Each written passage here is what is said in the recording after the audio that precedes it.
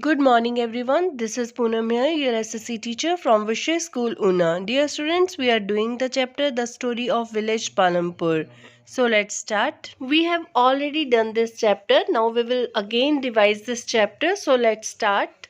Farming is the main activity in Palampur, whereas several other activities such as small-scale manufacturing, dairy, transport, etc. are carried out on a limited scale. So students, main activity of village Palampur is farming और उसके साथ साथ और small scale पे जो manufacturing है, dairy है, transport है, these all are also carried out on a limited scale.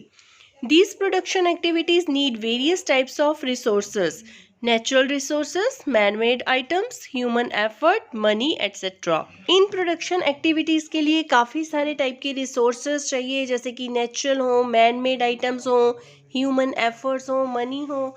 तो ये सभी रिसोर्सेज होने चाहिए किसी भी एक्टिविटी को करने के लिए. The village has about 450 families belonging to several different castes.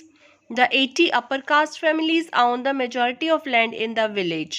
तो टोटल 450 फैमिलीज रहती हैं जो अलग अलग कास्ट से बिलोंग करती हैं. 80 फैमिलीज ऐसी हैं जो अपर कास्ट फैमिलीज हैं और जिनके पास लैंड की मेजॉरिटी है. Their houses, some of them quite large, are made of brick with cement plastering.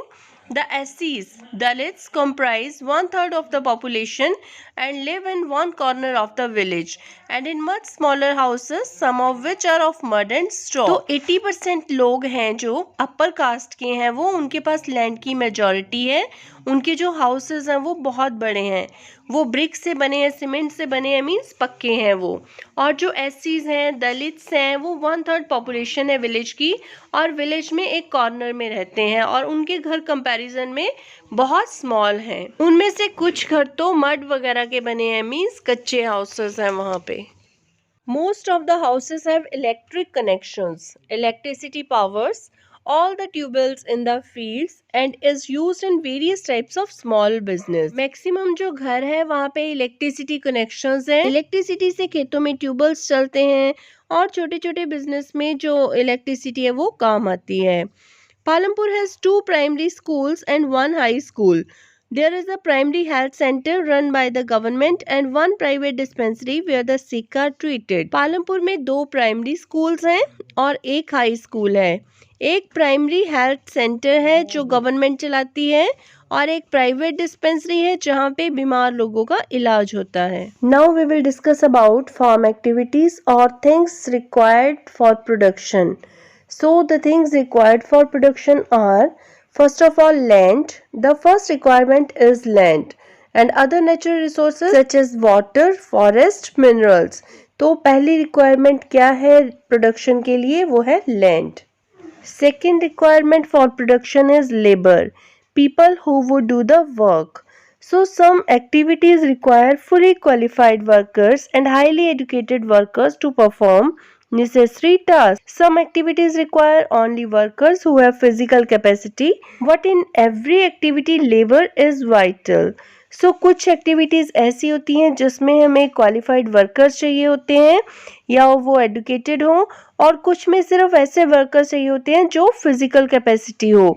But labour तो हर टाइप में जैसी भी जो भी प्रोडक्शन हो उसमें इम्पॉर्टेंट है. Third requirement in production is physical capital. So tools, machines and buildings can be used in production over many years and are called fixed capital.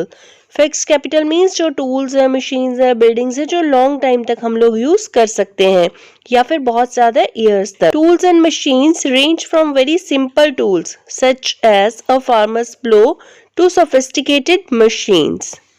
तो टूल्स जो हैं या फिर मशीन्स जो हैं वो बहुत रेंजेस में हो सकते हैं, चाहे वो सिंपल टूल्स हो जैसे कि फार्मर्स के प्लो हैं या फिर बहुत बड़ी बड़ी machines. The sophisticated machines include generators, turbines, computers. तो ये सारी चीज़ें उसमें इंक्लूड हैं. Next is human capital. We can also say this the fourth requirement. We will need knowledge and enterprise to be able to put together land, labor and physical capital and produce an output. देखिए human capital जो है वो तो सबसे ज़्यादा important है. तो knowledge की ज़रूरत होती है किसी भी काम को करने के लिए। लैंड है, लेबर है, फिजिकल कैपिटल है, फिर भी इन चीज़ों का यूज़ हम तभी कर सकते हैं जब ह्यूमन कैपिटल इनके साथ हो। these days is called the human capital। तो आज के टाइम में इसको ह्यूमन कैपिटल कहते हैं। So every production is organised by combining land, labour, physical capital and human capital which are known as factors of production। तो production अगर करनी हो तो उसके लिए लैंड, लेबर, फिजिकल कैपिटल और ह्यूमन कैपिटल इंपॉर्टेंट है, जिसको फैक्टर्स ऑफ प्रोडक्शन कहा जाता है। Land is fixed, farming is main activity in Palampur. 75% लोग जो हैं वो फील्ड में काम करते हैं as farmers, but there is constant rise in population, so the wasteland are converted to cultivable land. तो वेस्टलैंड को जो कल्टीवेशन के लिए यूज किया जा रहा है उसको चेंज कर दिया गया उसमें, क्योंकि पॉपुलेशन में कंटिन्यूसली राइज हो रहा है। Now there exist no land to convert cultivable land. तो अब कोई भी लैंड ऐसी नहीं बची है जिसको और कल्टीवेशन के लिए यूज किया जा सके। Is there any way to grow more crops on same field? Yes, और ज्यादा क्रॉप सेम फील्ड के ऊपर हम लोग कैसे यूज कर सकते हैं या फिर ग्रो कर सकते हैं? मॉडर्न इनपुट्स यूज करने चाहिए हमें, like HYV seeds, fertilisers, modern farm machinery, pesticides, irrigating using modern facilities जैसे कैनल्स का यूज़ करना, पंप सेट्स का यूज़ करना, इलेक्ट्रिसिटी का और डैम्स का। तो इन मॉडर्न वेज को हम लोग एक्सेप्ट करके अपनाकर अपनी जो भी प्रोडक्शन है उसको इंक्रीज कर सकते हैं। Will land sustain? So land being natural resource, it is necessary to be very careful in its use। तो लैंड नेचुरल रिसोर्स है, फिर भी हमें इसके यूज के लिए बहुत केयरफुल रहना चाहिए। Scientific reports have stated that modern methods have overused the natural resources. Scientific reports से हमें पता लगता है कि मॉडर्न मेथड्स यूज करने से जो नेचुरल रिसोर्सेज है उनका ओवरयूज हो रहा है। Green revolution is associated with loss of soil fertility due to increased use of chemical fertilisers.